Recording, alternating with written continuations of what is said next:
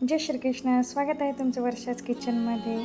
आणि या चॅनलवर जर नवीन आला असाल तर या चॅनलला प्लीज सबस्क्राईब करा, लाईक करा, शेअर करा आणि कमेंट पण करत जा की तुम्हाला माझ्या रेसिपी कशा वाटतात. तर चला मग आजची मी तुम्हाला रेसिपी सांगत आहे, ती आहे भरलेली वांगी. तर त्यासाठी आपल्याला काय करायचं आहे, वांगी स्वच्छ धुवून घ्यायची आहे आणि त्याचा असा देठ काढून घ्यायचा आणि मध्यम आकाराचीच वांगी घ्या, म्हणजे जास्त बारीकी नको, जास्त मोठीही नको. भरली वांग्याला अशा पद्धतीने 4 खाप करायचे आणि मी ज्या पद्धतीने सांगत आहे तशी फोडून पाहायची. काय आहे ना, कधी याच्यामध्ये अळी जी आहे फोडीच्या आतमध्ये सुद्धा असू शकते, म्हणून भरली वांगी करताना ही स्पेशल काळजी घ्यायची की त्याच्या 4 फोडी आतमध्ये सुद्धा मी ज्या पद्धतीने दाखवत आहे त्या पद्धतीने फोडून पाहायच्या, जेणेकरून आपल्याला त्याच्या आतमधली सुद्धा कळते की आपलं वांगं कितपत स्वच्छ आहे. अशा पद्धतीनं मी करत असते की वांगं फोडून पाहते, म्हणजे मसाला पण त्यामध्ये आत जातो आणि आपल्याला अळी पण समजते.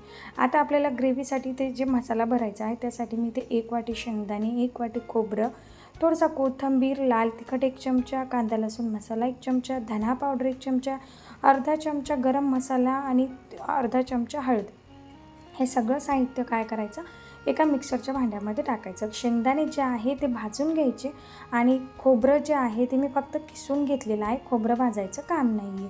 खोबरं तसे टाकून दिलं तरी खूप मस्त लागते. ही भाजी जर तुम्ही एकदा ट्राय केली ना तर नक्की म्हणसाल की अशाच पद्धतीनं भरली वांगी करायची.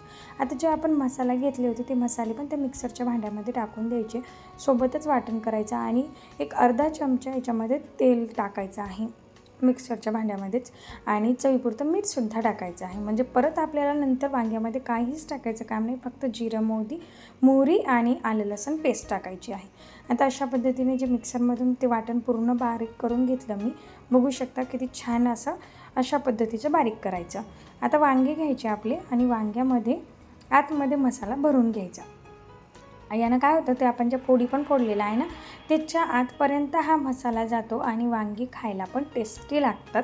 आतमध्ये मसाला भरल्यामुळं कधी पण भरली वांगी करत असताना अशाच पद्धतीनं करत जा. आणि तुम्हाला जर माझी ही रेसिपी आवडली असेल तर चला पटकन कमेंट पण करत जा.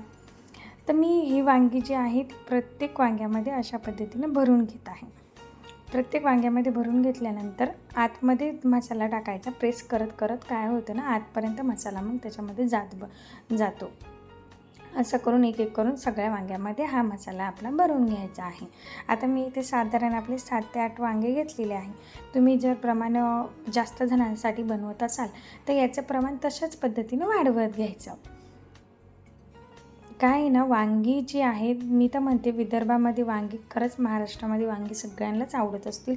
भरली वांगी म्हणा, वांग्याची शाकभाजी म्हणा, या सगळ्याच भाज्या आपल्याला खूप आवडतात. आणि हिवाळ्यात जे आहे तर भाजीपाला खाणं खरंच उत्तम आहे, शरीराला गरज असते त्याची, म्हणून या सीझनमध्ये आपल्याला ताजा भाजीपाला भेटतो.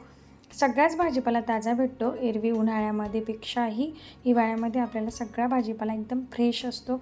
कुठल्या प्रकारची जास्त फवारणी नसते, कारण ते एन्व्हायरमेंट त्याला सूट होईल अशाच पद्धतीचं हिवाळ्यामध्ये वातावरण तयार असतं.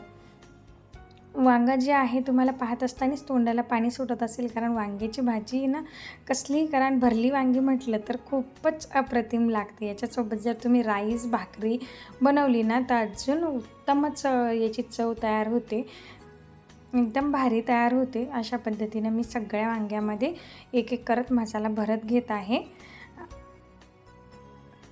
अशा पद्धतीने ही सगळी वांगे मसाल्यामध्ये भरलेला आहे आणि काही मसाला उरतो तर तो तसाच ठेवायचा, आपल्याला नंतर कामी येतो. आता एका कढईमध्ये इथे 2 चमचे तेल घ्यायचं, जिरं, मोहरी टाकायची. जिरं मोहरी छान तडतडली की थोडीशी आलं लसूण पेस्ट टाकायची. आता ही जळू नये म्हणून काय करायचं, पटकन आपली वांगी त्याच्यामध्ये सोडून द्यायची आणि एक एक वांगी सोडल्यानंतर आपण जो उरलेला मसाला होता ना तो मसाला याच्यावरतून टाकून द्यायचा, पूर्ण मसाला जेवढा आपण तयार केला होता तो. आता याच्यामध्ये आपल्याला लाल तिखट ॲड करायचं नाही, काहीच नाही, कारण आपण मसाल्यामध्ये सगळं तिखट आणि ते काढलेलं आहे, त्याच्यामुळे ही वांगी एकदम मस्त होतात.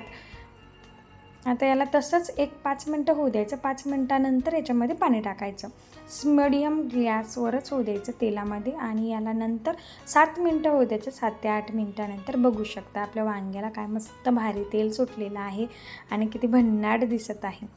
तर तुम्ही बघू शकता इथे किती मस्त तेल पण सुटलं आणि भाजी पण दिसायला खूप छान झाली होती. एकदाच मिक्सरमध्ये वाटण केल्यानंतर आपली भाजी तयार होते. नंतर जास्ती करायचंही काम नाही आहे आणि एकदम इझी झटपट तयार होईल अशी भाजी आहे आणि प्रत्येकाला आवडेल अशी भरली वांगी झालेली आहे. तुम्हाला ही माझी रेसिपी कशी वाटली ते मला कमेंट करून नक्की सांगत जा. आणि नंतर एका बाउलमध्ये सर्व करा, एका प्लेटमध्ये सर्व करा. मी त्याच्यासोबत भात बनवला होता, पोळी, चपाती, सलाद, आपलं कांदा, टोमॅटो, काकडी. बघू शकता आपली भरली वांगी किती भारी दिसत आहे. सुटलं की नाही तोंडाला पाणी. मग मस्त वांगी घ्यायची आणि भातामध्ये मिक्स करायची. आता तुम्हाला मी दाखवते सुद्धा मिक्स करताना. बघू शकता मिक्स करायची आणि एन्जॉय करा. चला मग पटकन लाईक, शेअर, सबस्क्राईब करा आणि कमेंट पण करा. थँक्यू. बाय.